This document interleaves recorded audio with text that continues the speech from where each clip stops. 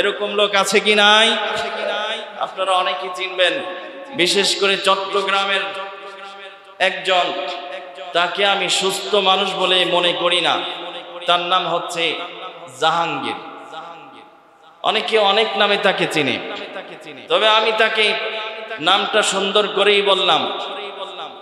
একে কোন হিসাবে পীর সাহেব মনে করে, যারা ওকে পীর সাহেব মানে নিশ্চয়ই তাদের মাথায় সমস্যা আছে, না হলে ওর যে সমস্ত আচার ব্যবহার, কারণ এদের মূল পুঁজি হচ্ছে মাজার, মাজার দিয়ে ওদের পেট চলে। এজন্য মাজারের বিরুদ্ধে যদি কেউ কথা বলে, এরা এটাকে বরদাস্ত করতে পারে না। কথা বলেন ঠিক কিনা? আপনি মাজারের বিরুদ্ধে কথা বলবেন, সর্বপ্রথম সে এর বিরোধিতা করবে। এরা কি বলে? বলে এদেশের কওমিরা আলেমরা তারা ওলি আল্লাহদেরকে দেখতে পারে না। বলি নাউজুবিল্লাহ। আমরা এদেশের ওলি আউলিয়াদেরকে যেই পরিমাণ মহাব্বত আর ভালোবাসা দেখিয়ে থাকি, ওদের ভিতরে চুল পরিমাণ সেই মহাব্বত নাই। কথা বলেন ঠিক কিনা? চুল পরিমাণ নাই। আমরা তো চেষ্টা করি আমাদের দেশের যে সমস্ত উলামায়ে কেরাম আল্লাহর ওলি ছিলেন, তাদেরকে তাদের ফলো করতে, তাদের আদর্শ অনুসরণ করতে, তারা তাদের জীবনকে যেইভাবে গঠন করেছে, তারা দিনের জন্য যেই মেহনত করেছে এবং দিন শিক্ষার জন্য সারা দেশের মধ্যে যেইভাবে তারা প্রচারণার কাজ চালিয়ে গিয়েছে, আমরা তো চেষ্টা করি সেইভাবেই দিনের কাজ করার জন্য।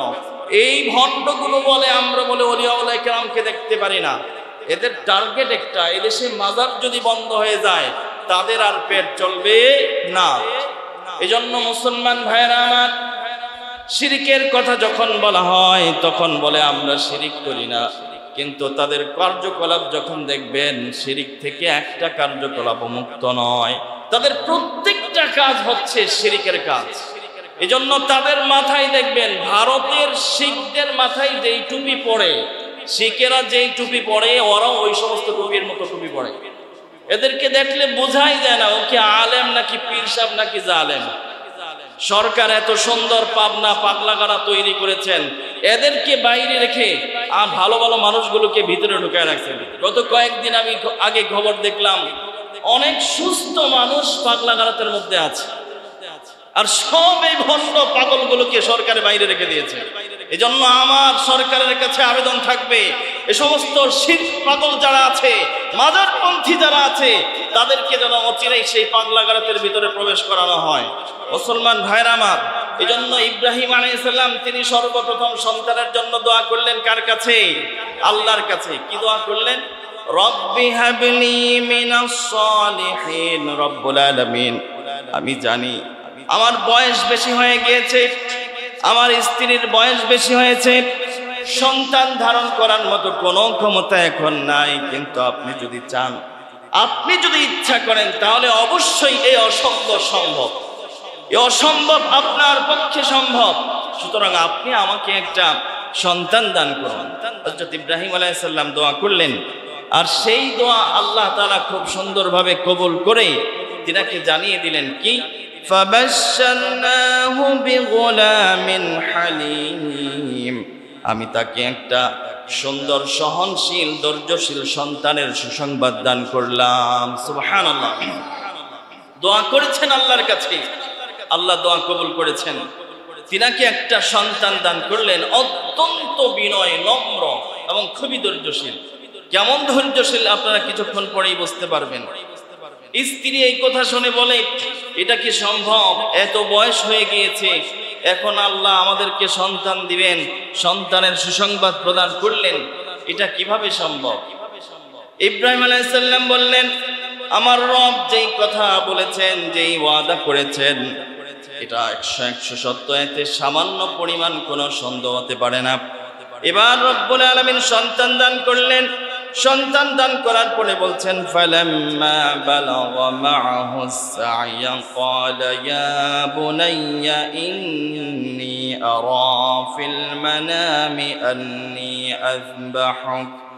أني أذبحك فانظر ماذا ترى قال يا أبت افعل ما تؤمر ستجدني إن شاء الله من الصابرين। সন্তান আল্লাহ দান করলেন, উপযুক্ত হলো। কোন কোন রায়াতের মধ্যে এসছে সন্তানের বয়স যখন 13 বছর হলো, কেউ বলেছেন যখন নাকি বালেগ হলো, ঠিক ওই মুহূর্তে রব্বুল আলামিন ইব্রাহিম আলাইহিস সালামকে স্বপ্নে দেখাইলেন কাকে কুরবানি করার জন্য। এই বয়সের সন্তানরা বাবার কাছে অনেক আদরের এবং প্রিয় হয়ে থাকে। বুড়া বয়সে সন্তান পেয়েছে সব সময় সাথেই রাখে, অত্যন্ত মহাব্বত, অনেক বেশি ভালোবাসেন। এটা আপনারা যার সন্তান নাই, শেষ বয়সে যদি কারো সন্তান হয়, তিনি যে সন্তানকে কেমন ভালোবাসেন সেই লোকটার দিকে তাকাইলে বুঝতে পারবেন। সব সময় সাথেই রাখেন। রব্বুল আলামিন দেখলেন ইব্রাহিম অনেক বেশি পছন্দ করে, ভালোবাসে, এই জন্য তিনি হুকুম করলেন তাকে তুমি কুরবানি করো। এবার সন্তানকেও বলছে, সন্তান আমি তো তোমাকে অনেক বেশি ভালোবাসি, কিন্তু তোমার থেকে 1000 গুণ বেশি ভালোবাসি আমার রবকে। সুবহানাল্লাহ। তোমাকে তো ভালোই বাসি, কিন্তু তোমার থেকে আরো বহু গুণ ভালোবাসি আমার রবকে। আমার রব হুকুম করেছে তোমাকে কুরবানি দেওয়ার জন্য। এবার ফানজুর মাযা তারা, তোমার সিদ্ধান্ত কি, তুমি এখন আমাকে বলো। সন্তানকে তো আল্লাহ তাআলা আগেই বলে দিয়েছেন এই সন্তান হচ্ছে অত্যন্ত বিনয়, নম্র এবং ধৈর্যশীল। সন্তান বলল, ক্বালা ইয়া আবাতি ফাআল মা তু'মার সাতাজিদুনি ইনশাআল্লাহু মিনাস সাবিরিন। সন্তান বাবাকে বলছে, বাবা আপনাকে যেই কাজ করার আদেশ করা হয়েছে আপনি তা করুন। আপনাকে কুরবানি করার নির্দেশ দেওয়া হয়েছে, আপনি তা বাস্তবায়ন করে ফেলুন। সাতাজিদুনি ইনশাআল্লাহ, আল্লাহ চাহে আপনি আমাকে ধৈর্যশীলদের অন্তর্ভুক্ত পাবেন। আমি আপনার কথায় অমান্য করব না, আমি নারাজ হব না, আমি পালায়ন করব না, বরং আল্লাহর হুকুমের সামনে আমি আমার মাথাকে নত করে দেব, আর আপনি কুরবানি করে যাবেন। সুবহানাল্লাহ বলবেন না? কেমন বাবার কেমন সন্তান। আল্লাহ হুকুম করলেন প্রিয় জিনিসটাকে কুরবানি করতে হবে, সঙ্গে সঙ্গে হুকুম বাস্তবায়ন করার জন্য তৈরি হয়ে গেল। আর যার উপর আল্লাহর এই হুকুমটা কার্যকর করা হবে তাকে যখন জানানো হলো, সেও সঙ্গে সঙ্গে তৈরি হয়ে গেল। যেমন বাবা তেমন ছেলে। রব্বুল আলামিন যেই হুকুম করেছে দুজন মিলেই সেই হুকুম বাস্তবায়ন করার জন্য প্রস্তুত। এবার রব্বুল আলামিন বলেন, ফালাম্মা আসলামা ওয়া তাল্লাহু লিল জাবিন, যখন তারা দুজন আত্মসমর্পণ করলো এবং ইব্রাহিম আলাইহিস সালাম সন্তানকে কুরবানির জন্য শয়ন করলেন, সন্তান এবার বলছে, বাবা কষ্ট করে আমার হাত পাগুলো ভালো করে বেঁধে নিন, আপনার জামাগুলোকে সুন্দর করে গুটিয়ে নিন, আপনার ছুরিটাকে ভালো করে ধার করে নিন বাবা, কারণ যদি আমাকে জবাই করার সময় এক ফোঁটা রক্ত আপনার জামার মধ্যে লেগে যায়, পরক্ষণে আপনার ভিতরে অত্যন্ত কষ্ট অনুভূত হতে পারে। আর তরবারিটা ভালো করে ধার করে নিন, যাতে করে তরবারি চালানোর সঙ্গে সঙ্গে আমি জবাই হয়ে যায়, আপনার কোনো কষ্ট না হয়। এভাবে বাবাকে বললেন, বাবা আমার গায়ের জামাটা আমার মার কাছে নিয়ে দিবেন, আমার মা এতে মাঝে মাঝে সান্ত্বনা পাবে। বাবা আমাকে এমন কাত করে শোয়াবেন, আমার গর্দানটা যেন আমার এক পাশ যেন মাটির সঙ্গে মিশে থাকে, তাহলে গর্দানটা আপনার দিকে থাকবে। জবাই করতে কুরবানি করতে আপনার জন্য অনেক সহজ হবে, কষ্ট হবে না। একটা সন্তান কি পরিমাণ আল্লাহর হুকুম পালন করার জন্য, আল্লাহকে খুশি করার জন্য নিজেকে এমন করে প্রস্তুত করতে পারে। মুসলমান ভাইরা আমার, এই পশু জবাই করি এটার নাম কুরবানি নয়। কুরবানি হচ্ছে নিজের অন্তরের মধ্যে কি পরিমাণ আল্লাহকে বিশ্বাস করি, আল্লাহকে ভয় করি, নিজেকে কি পরিমাণ আল্লাহর জন্য সাজাইতে পারলাম, আল্লাহর হুকুমের সামনে নিজেকে কি পরিমাণ উপস্থিত করতে পারলাম, এটার নামই হচ্ছে কুরবানি। আর এই কুরবানি দেখিয়ে দিয়েছেন ইব্রাহিম এবং তিনার সন্তান ইসমাইল আলাইহিস সালাম। কথা বুঝতে পেরেছেন? এবার সন্তান এমন করলেন, বাবা আল্লাহর হুকুম পালন করার জন্য যখন নাকি তরবারি চালাইলেন, তরবারি চালানোর পর দেখে সন্তানের একটা পশম এখনো সেই তরবারির চোটের কারণে এখনো কাটে নাই। আশ্চর্য হয়ে গেলেন। ওইদিকে আকাশ থেকে ফেরেশতারা কান্নাকাটি করতেছে আর দোয়া করতেছে, রব্বুল আলামিন কোন খেলা দেখতেছি আমরা, এটা কোন প্রেমের খেলা তুমি দেখাচ্ছ? আয় আল্লাহ, এটা আমাদের সহ্য হচ্ছে না, আমরা সহ্য করতে পারছি না। আল্লাহ, তুমি ইব্রাহিমকে ঠান্ডা করো, তাকে এই কাজ করতে নিষেধ করো। আল্লাহ, তুমি ইসমাইলকে হেফাজত করো। দোয়া করতেছে সকল ফেরেশতারা। রব্বুল আলামিন ফেরেশতাদের দোয়া কবুল করলেন। এবার ইব্রাহিম আলাইহিস সালামকে আল্লাহ ডাকলেন, ওয়ানাদাইনাহু আইয়া ইব্রাহিম قد صدقت الرؤيا إنا كذلك نجزي المحسنين।